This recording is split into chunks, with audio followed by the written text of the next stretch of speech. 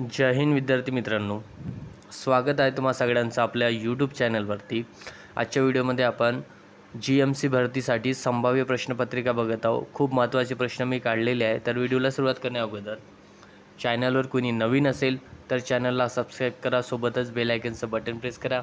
तर बघा, पहिला प्रश्न, मुंगी होऊन साखर खाणे या वाक्यप्रचाराचा योग्य अर्थ कोणता? ठीक आहे, तर मुंगी होऊन साखर खाणे म्हणजेच काय? तर त्याला आपण म्हणू शकतो ऑप्शन नंबर क, विनयशीलप्रमाणे चांगल्या गोष्टी होतात।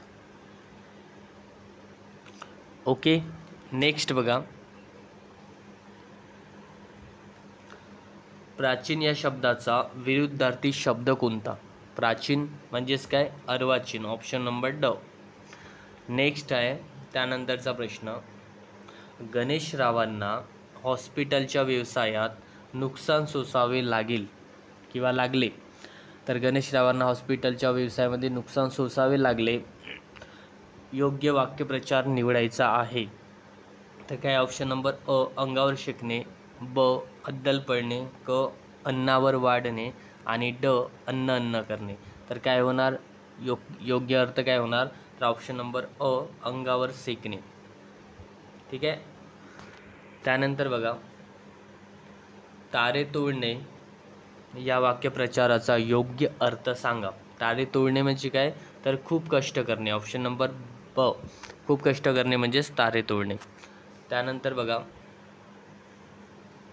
दुआब या एका शब्दाशी संबंधित शब्दसमूह ओळखा।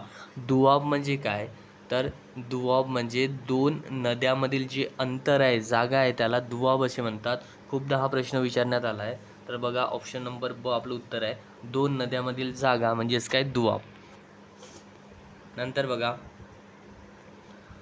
पॅरिस ऑलिम्पिक 2024 मध्ये खालीलपैकी कोणी भारतासाठी पहिले मेडल जिंकले आहे? IMP क्वेश्चन आहे, महत्त्वाचा प्रश्न आहे। बघा, पॅरिसमध्ये फ्रान्समध्ये ऑलिम्पिक स्पर्धा होत आहे 2024 मध्ये, आणि त्यामध्ये भारतासाठी पहिलं मेडल जिंकलेलं आहे कोणी? ऑप्शन नंबर ब, मनू भाकर यांनी। आता मनू भाकर ह्या कोणत्या खेळाशी संबंधित आहे? तर त्या शूटर आहे। ठीक आहे, शूटर आहे, आणि त्यांनी 10 मीटर एअर पिस्टलमध्ये हे मेडल जिंकलेलं आहे। कोणतं? Bronze medal. आतापर्यंत त्यांनी 2 मेडल जिंकले आहे। मनू भाकर यांचा जन्म कुठे झाला? तर हरियाणा राज्याच्या खेळाडू आहे त्या।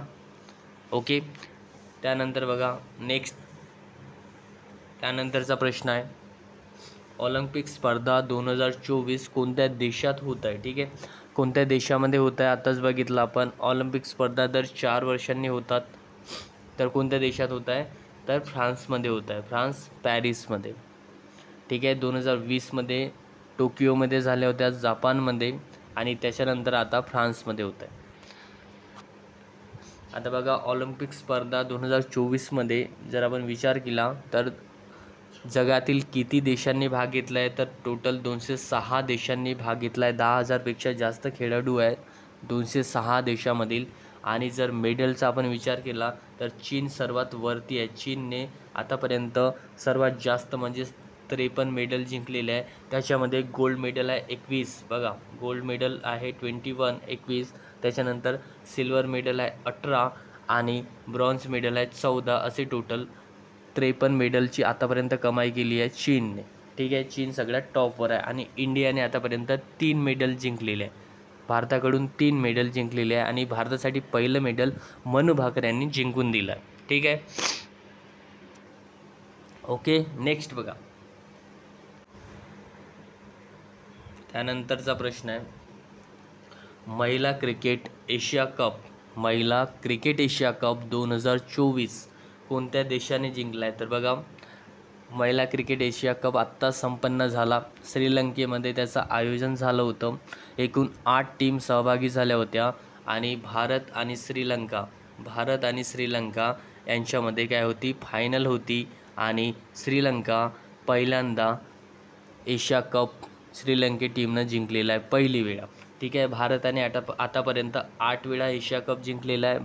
भारतीय महिला क्रिकेट संघाने, श्रीलंकन महिला क्रिकेट संघाने आता पहिली वेळा भारताला हरवून एशिया कप जिंकलेला आहे. ठीक आहे, आपलं उत्तर आहे ऑप्शन नंबर क, श्रीलंका.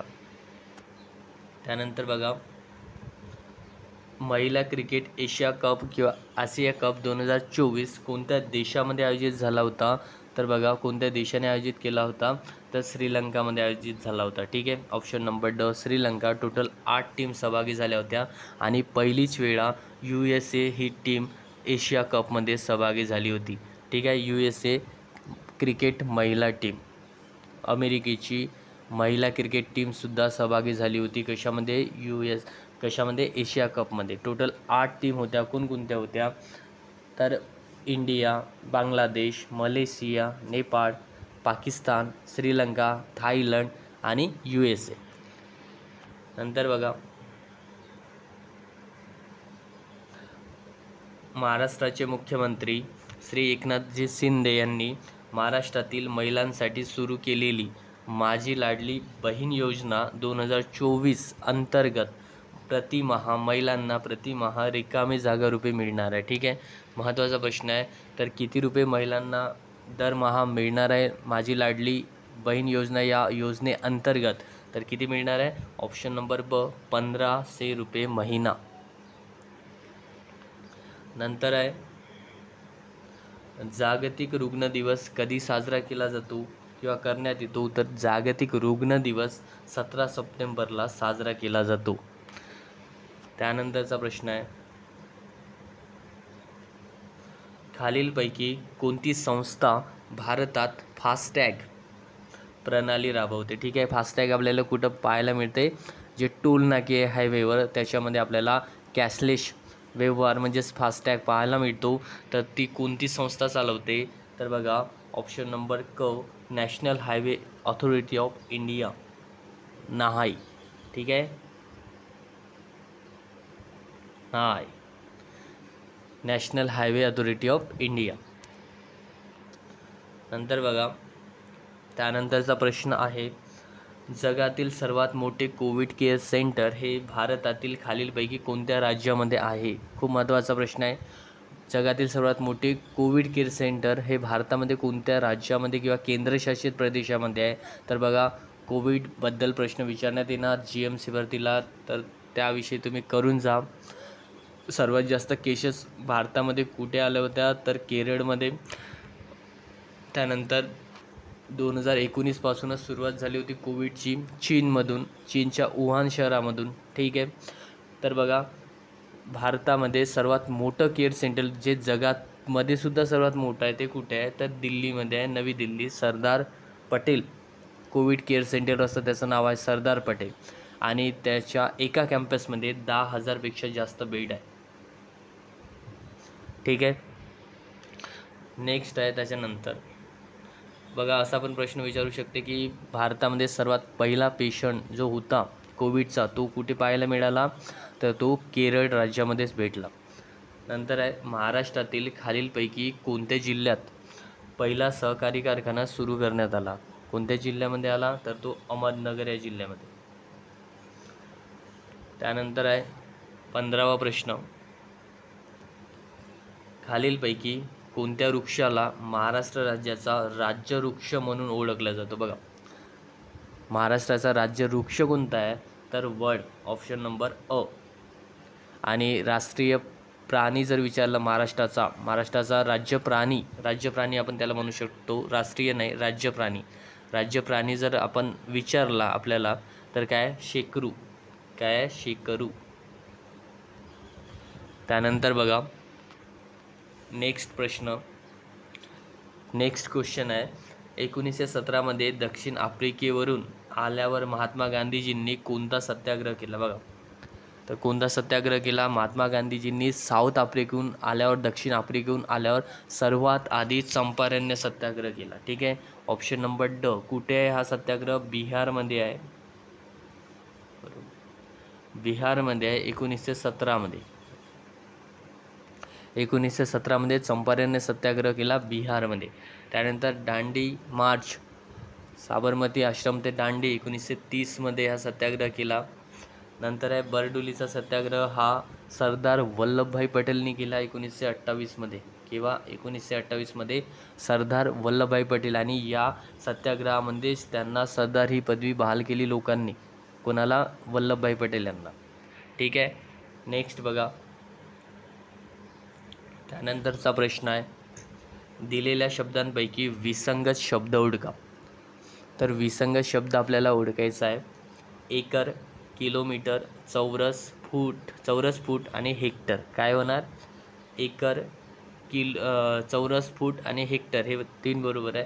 किलोमीटर हे आपला विसंगत शब्द आहे, वेगळा शब्द आहे. त्यानंतर बघा, कोणत्या विटॅमिनमुळे रक्त गोठले जाते?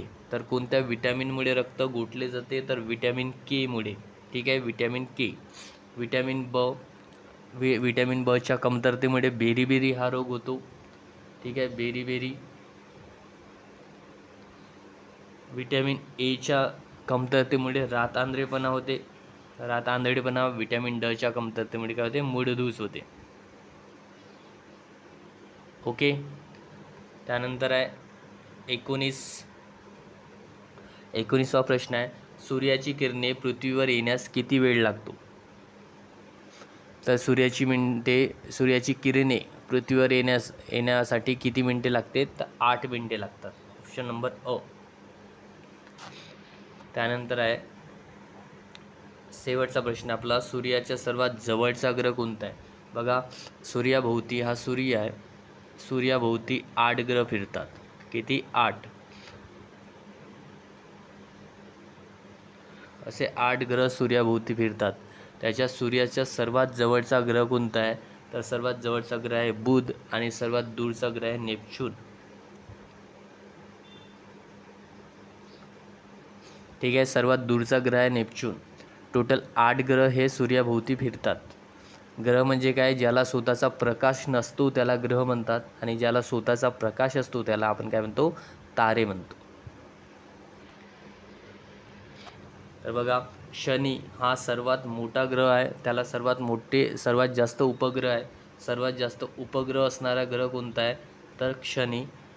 शुक्र हा गरम ग्रह आहे. शुक्र हा गरम ग्रह आहे, आणि मंगळ हा लाल ग्रह आहे. बुध हा सर्वात जवळचा ग्रह आहे. ओके. त्यानंतर तर बघा, अशा प्रकारचे प्रश्न आपण बघितले. आता भेटूया आपण नेक्स्ट क्वेश्चन सेटमध्ये.